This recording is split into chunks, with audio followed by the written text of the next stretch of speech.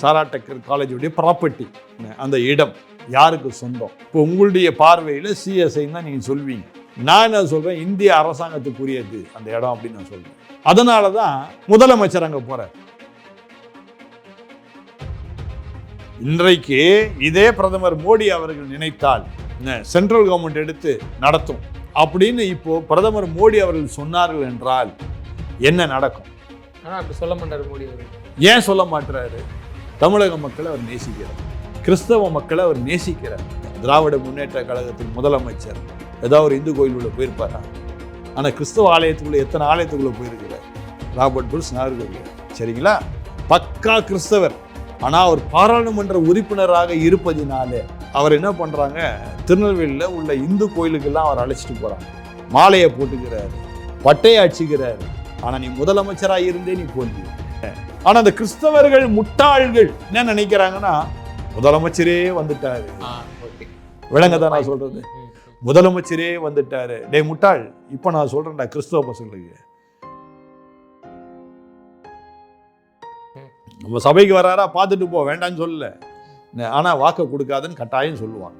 அப்போ நீ வேற்றுமை நீ பார்க்குற, இந்து மக்களை ஒதுக்கி வைக்கின்றார். அதான் சிந்திச்சு பார்க்கணும். 2026 மறக்காம இந்த அருமையான பிஜேபி மற்றும் அண்ணா திராவிட முன்னேற்ற கழக கூட்டணிக்கு உங்கள் வாக்குகளை இந்துக்கள் கொடுங்க. நீங்கள் கிறிஸ்தவங்களுக்கு கொடுக்கணும்னு ஆசைப்படல, சிறுபான்மை கொடுக்க வேண்டாங்க. சிறுபான்மையுடைய வாக்குகளே வேண்டியதில்லை.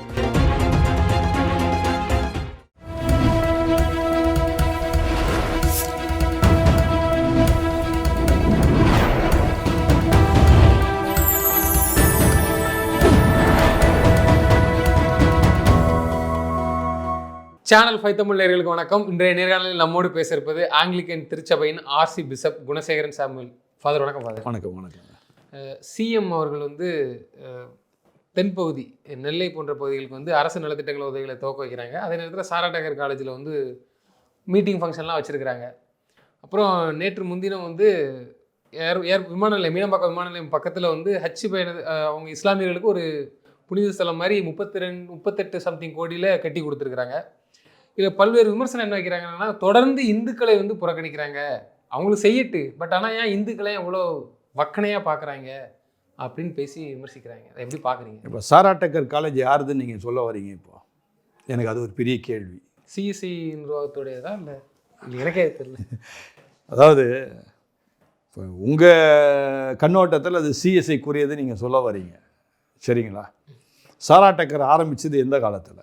காலேஜ், அதாவது நம்முடைய சுதந்திரம் கிடைப்பதற்கு முன்னதாக வந்த மிஷினரி, ஆங்கிலேய மிஷினரிகள் ஆரம்பித்த ஒரு அருமையான அற்புதமான கல்லூரி அது. சாரா டக்கர் காலேஜில் நம்ம என்ன சொல்லணுன்னா, அந்த ப்ராப்பர்ட்டி, சாரா டக்கர் காலேஜுடைய ப்ராப்பர்ட்டி, அந்த இடம் யாருக்கு சொந்தம்? இப்போ உங்களுடைய பார்வையில் சிஎஸ்ஐ தான் நீங்கள் சொல்வீங்க. ஏன்னா சிஎஸ்ஐ சாரா டக்கர் காலேஜ்னு போட்டிருக்கு. அதனால் நீங்கள் என்ன சொல்லுவீங்க, சிஎஸ்ஐக்குரியதுன்னு சொல்லுவீங்க. நான் என்ன சொல்கிறேன், இந்திய அரசாங்கத்துக்குரியது அந்த இடம் அப்படின்னு நான் சொல்கிறேன். விளங்குதா? இப்போது அந்த காலேஜ் சிஎஸ்ஐ சம்பளம் கொடுக்குறாங்களா? அங்கே உள்ள ஆசிரியர்களுக்கு சிஎஸ்ஐ சம்பளம் கொடுக்குதா, அரசாங்கம் சம்பளம் கொடுக்குதா? இது எய்டட் காலேஜ்னு சொல்லுவாங்க. Aided college. எய்டட் காலேஜ்னா என்ன அர்த்தம்? சிறுபான்மையினருடைய கல்லூரிகள்னு அர்த்தம். இப்போ சிறுபான்மை கல்லூரிக்கு அரசாங்கம் என்ன பண்ணுது? சம்பளம் கொடுக்குது. அப்போ அது யாருக்கு சொந்தம்? அரசாங்கம். யார் சம்பளம் கொடுக்குறா? அரசாங்கம் கொடுக்குது. அப்போ நீங்கள் யாருன்னா மேனேஜ்மெண்ட், அவ்வளோதான். நீங்கள் மேனேஜர் மட்டும்தான். அதனால தான் முதலமைச்சர் அங்கே போகிறார். இது அரசாங்கத்துக்கு சொந்தமான ஒரு கல்லூரி. ஆனால் நீங்கள் என்ன சொல்கிறீங்க, கிறிஸ்தவ கல்லூரிக்கு அவர் போகிறாருன்றீங்க. நீங்கள், நான் என்ன சொல்கிறேன், அந்த இடம், அந்த ப்ராப்பர்ட்டி இந்திய அரசாங்கத்துக்கு சொந்தம். அது தமிழ்நாடு மாநிலத்தில் இருக்கிறதுனால தமிழ்நாடு முதலமைச்சர் இப்போ அதுக்கு சம்பளம் கொடுக்கறதுனால, அதனால தமிழ்நாடு முதலமைச்சர் அங்கே போகிறார். விளங்கல? இன்னைக்கு கிறிஸ்தவ கல்லூரிக்கு போகிறாருங்கிறத தாண்டி மித்த மதத்தை நேசிக்க மாட்டேங்கிறாரே, பார்க்க மாட்டேங்கிறாரு. நான் வரேன். நீங்கள் கேட்ட கேள்வி நான் வரேன். ஏன் ஒரு போனாலும் முதல் கேள்வி, அதுக்கு நான் பதில் சொல்லி ஆகணும்ல. இது அரசாங்கத்துக்கு உள்ள கல்லூரி, சிஎஸ்ஐ உடைய கல்லூரி இல்லை. அதை நீங்கள் நல்லா கிறிஸ்தவர்கள் நீங்களாம் புரிஞ்சுக்கணும். அதை தான் விளக்கம் நான் பண்ண விரும்புகிறேன். நான் இடம் இந்திய அரசாங்கத்துக்கு சொந்தம். மிஷினரிகள் ஒரு நேரத்துல வெள்ளக்காரன் பீரியட்ல வாங்கி தானே செஞ்சிருக்காங்க. இல்லை பிஸ்னரியில் வாங்கினாங்க அதுதான் சொல்கிறேன். போகும்போது யார்கிட்ட ஒப்படைச்சிட்டு போனாங்க? பிரிட்டிஷ் இந்திய அரசாங்கத்துல ஒப்படைச்சிட்டு போனாங்க. சுதந்திர நேரத்தில் இந்திய அரசாங்கத்தில் ஒப்படைக்கிறாங்க. அப்போ இந்திய அரசாங்கம் தானே சொந்தம். அது சிஎஸ்ஐக்கு சொந்தம் கிடையாது. இன்றைக்கு இதே பிரதமர் மோடி அவர்கள் நினைத்தால் அந்த கல்லூரி முழுக்க நான் எடுத்துக்கிறேன், சென்ட்ரல் கவர்மெண்ட் எடுத்து நடத்தும். எப்படி கேந்திர வித்யாலயா ஸ்கூல்னு இருக்குது, ஏகப்பட்ட கல்லூரிகள் இருக்குது, அந்த மாதிரி நாங்கள் எடுத்து நடத்துவோம் அப்படின்னு இப்போ பிரதமர் மோடி அவர்கள் சொன்னார்கள் என்றால் என்ன நடக்கும்? அதான் அடுத்த என்னுடைய கேள்வி. ஆனால் அப்படி சொல்ல மாட்டார் மோடி அவர்கள். ஏன் சொல்ல மாட்டாரு? தமிழக மக்களை அவர் நேசிக்கிறார், கிறிஸ்தவ மக்களை அவர் நேசிக்கிறார். இதனால் மத குழப்பம் ஏற்படக்கூடாது. கிறிஸ்தவர்கள் அவர்கள் மார்க்கத்தில் அவர் பாட்டு போட்டோம், ஒன்றும் தவறு இல்லை. ஆனால் நமக்குள்ள எதிரிகளாக நம்ம வாழக்கூடாது, நம்ம நண்பர்களாக வாழணும் அவர் நினைக்கிறார். ஆனால் முதலமைச்சர் இங்கே தவறு என்ன செய்கிறாரு அப்படின்னா, கிறிஸ்தவ மக்களுக்கு மட்டும் சார்ந்து வேலை செய்கிற மாதிரி செய்துட்டு இருக்கிறார். காரணம் அவர் என்ன சொல்கிறாரு, சிறுபான்மை வாக்குகளை நம்பி நாங்கள் வாழ்கின்றோம், சிறுபான்மைகளுக்காக நாங்கள் ஆதரவாக நாங்கள் இருக்கின்றோம் என்கின்ற ஒரு நாடக நடிப்பை நடித்து கொண்டிருக்கின்றார் அருமையான திராவிட முன்னேற்ற கழகத்தினர். சரியா? அதனால அவர் அங்கே போய் என்ன பண்ணுறார், முகப்பத்தி திறக்கிறார், சாராட்டக்கருக்காக முகப்பை திறக்கிறன்றாரு. அங்கே போய் என்ன பேச போறாரு, சாராட்டக்கரை பற்றி பெருமையாக பேசுவார். எழுதி கொடுத்ததை பேசுவாங்க. அவருக்கு என்ன தெரிய போகுது? அவருக்கு ஒன்றுமே தெரியாது. சாராட்டக்காரனா யாருன்னு அவருக்கு அந்த திமுக காரங்களா அவருக்கு தெரியறதுக்கு அவர் திமுக தொண்டர்களே அவருக்கு தெரியாது. அவர் எங்க சாராட்டக்கரை பற்றி தெரிஞ்சிருக்கும். அதனால எழுதி கொடுத்து தான் வாசிக்க போறார். அதில் எவ்வளோ தவறு அங்கே வரப்போதோ தெரியாது. எழுதி கொடுக்குறது மட்டும்தான் தெரியும் அவர் என்ன எழுதி கொடுத்தாரு, இதையும் அவர் வாசிக்கிறேன்னு எழுதி கொடுத்தவருக்கு மட்டும்தான் தெரியும். ஆனால் அந்த கிறிஸ்தவர்கள் முட்டாள்கள் என்ன நினைக்கிறாங்கன்னா, முதலமைச்சரே வந்துட்டாரு. விளங்கதான் நான் சொல்றது, முதலமைச்சரே வந்துட்டாரு. டே முட்டாள், இப்போ நான் சொல்றேன்டா கிறிஸ்தவ பசங்களுக்கு, பிரதமர் நல்லவராக இருக்கவே தான் நீ இன்னைக்கு வரைக்கும் சந்தோஷமா உன்னுடைய கோயில்களில் இருக்கிற. உன்னுடைய பழைய சர்ச்செல்லாம் யாருக்கு சொந்தம்? அது இந்திய அரசாங்கத்துக்கு சொந்தம். அதெல்லாம் அந்த காலத்தில் ஆங்கிலிக்கன் திருச்சபைகள் அவங்களால கட்டப்பட்ட மிஷினரிகள் கட்டின திருச்சபைகள்.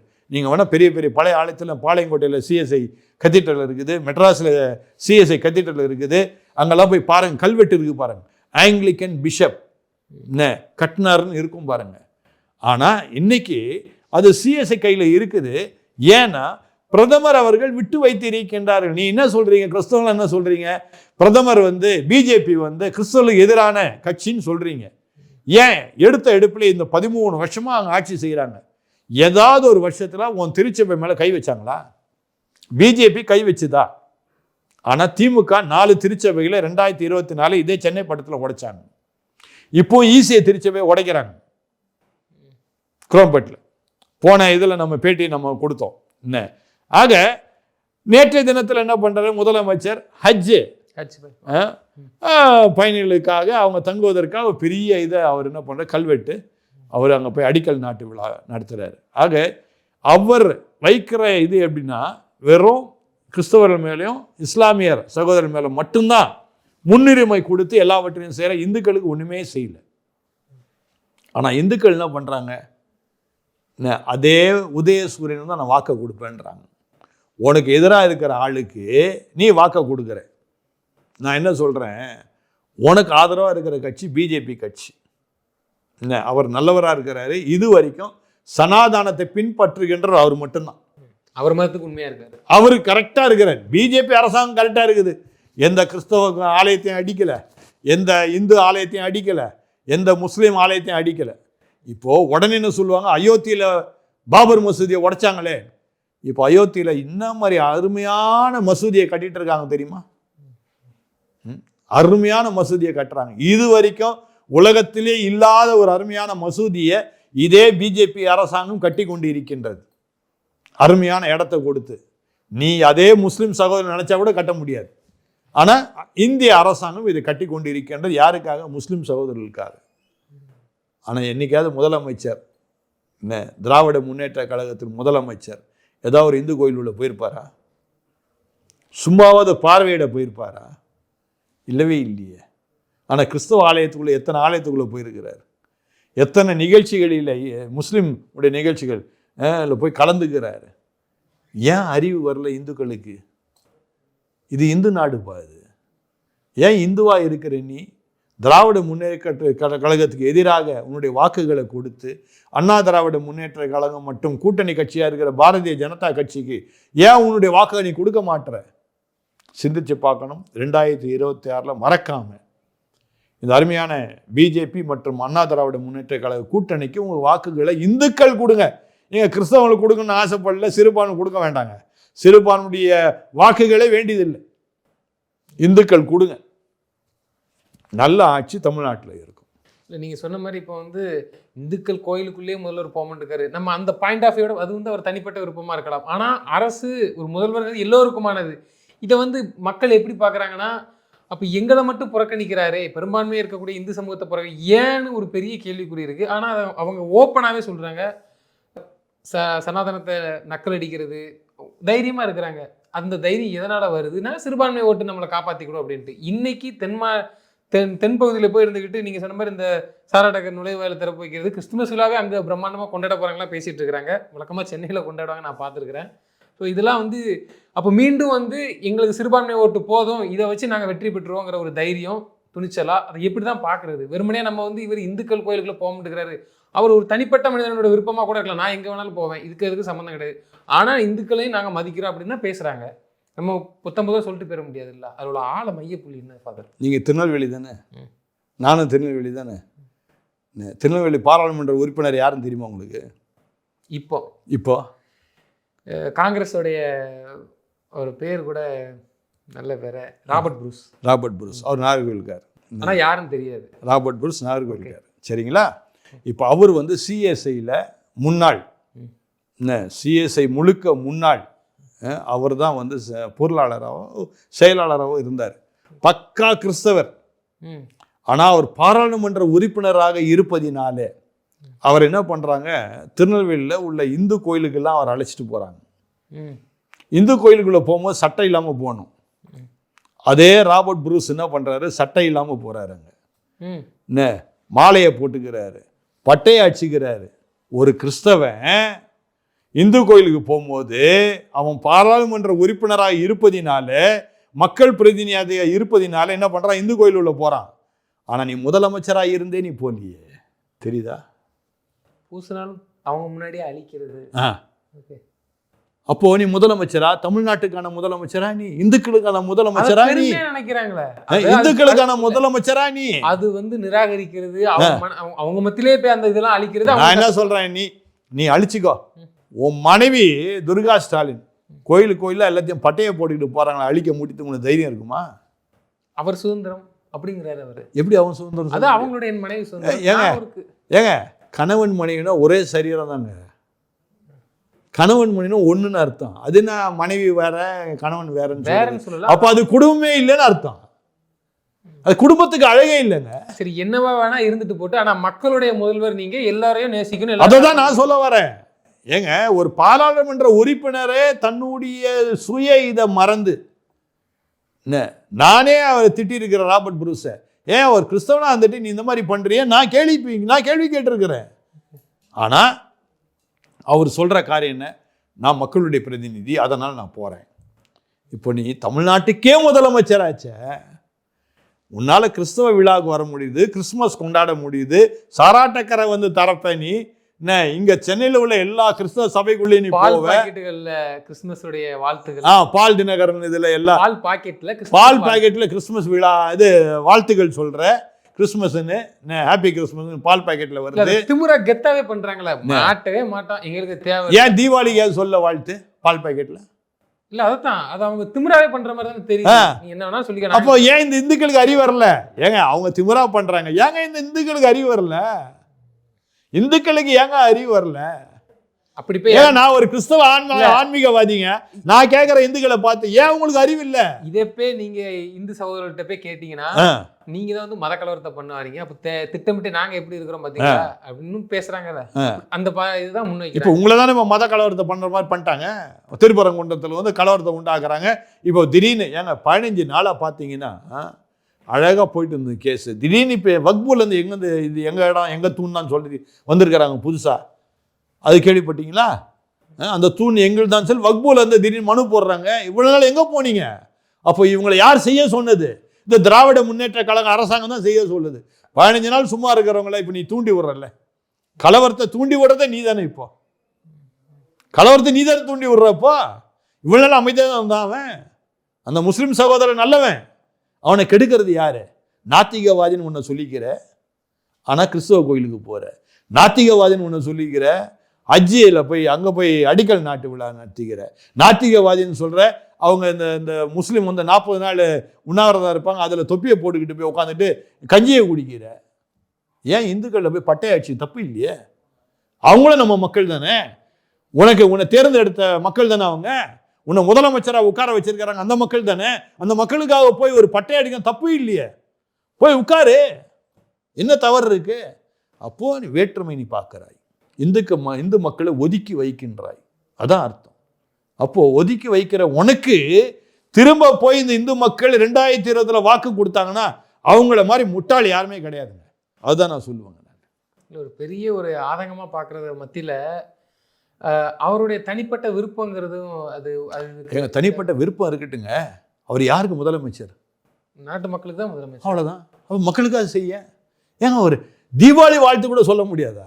இல்ல அது பெரிய கேள்வியா இருக்கு. அதான் நானே கேட்கிறேன். ஒத்த காலம் நிக்கிறாங்களே. ஏங்க நீ கோயிலுக்கு போக இஷ்டம் இல்லைங்க, நீங்க சொன்ன மாதிரியே இருக்கட்டுங்க, அது தனிப்பட்ட விஷயங்க. மக்களுக்காக தீபாவளி வாழ்த்து சொல்லிட்டு போய உன்னை கோயில வந்தா சொல்றான். உன்னுடைய அறையிலே உட்காந்து வீட்டுல உட்காந்து வாழ்த்த சொல்லிட்டு போயன்ற. பால் பாக்கெட்ல இவர்கள் இந்துக்களுக்கு போடாத வாழ்த்துக்களுக்கு என்ன பண்ணிருக்காங்கன்னா எஸ்ஐஆருக்கு மக்களே உஷார் ஜாக்கிரதைன்னு அவ்வளவு பால் பாக்கெட்ல அடிச்சு போட்டாங்க. என்ன மக்களே உஷார்? எஸ்ஐஆர்ல என்னுடைய ஆனந்த அதை எதுக்கு பால் பாக்கெட்ல போடணும்? தேவையாது.